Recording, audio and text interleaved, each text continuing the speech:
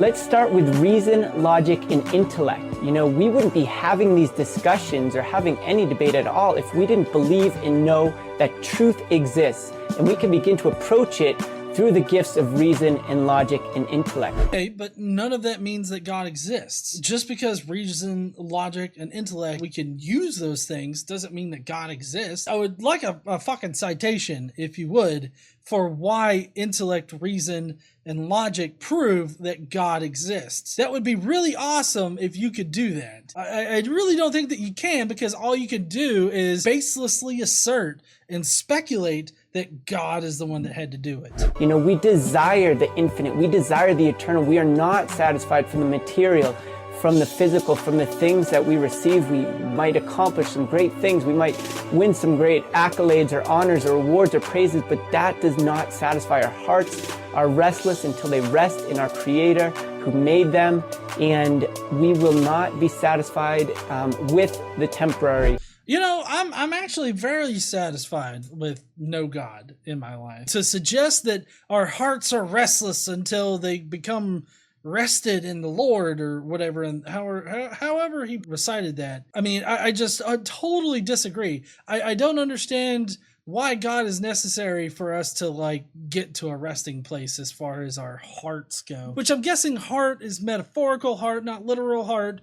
Metaphorical heart being your person or being or soul, as they like to put it, is what he's talking about. But honestly, prior to becoming an atheist, I would classify myself as restless, just because I knew that God existed and I knew Jesus was the only way to heaven and everything like that. I actually had a lot more trouble on my person, on myself, because of that. Like I felt a lot more guilt. I felt bad about myself all the time because I felt like I wasn't a good Christian boy or whatever. But after I became an atheist, I didn't have to worry about that anymore. And it's not that that was a driving force for me to become an atheist, because I was perfectly content with feeling like shit for the rest of my life. I know that in several ways, but I was perfectly comfortable with how things were.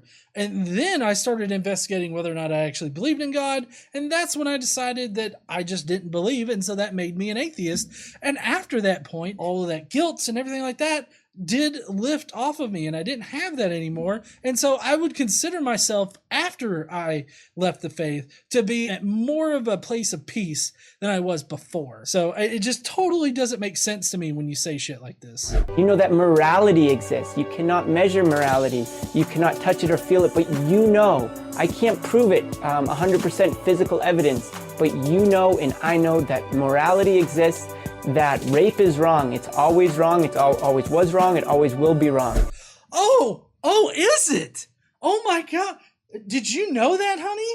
What? Rape is and was always wrong. It's really funny to me that he says this when in the Bible there are ways in which you can possibly rape a woman and actually come away with a wife. In the Bible, it's very ambiguous as to the complete circumstances around deflowering a young virgin. To say that rape is and always was wrong kind of violates a lot of the things in your Bible, because to say that, you would have to be saying that God was wrong in Numbers 31 when he told Moses to go in and take all of the little girls, all the little virgin girls, as spoils of war for the Israelites. This is a type of sexual slavery. I know that there are some Christians out there that think that marital rape can exist or doesn't exist, but it does. It's really fucking weird to hear it from a Christian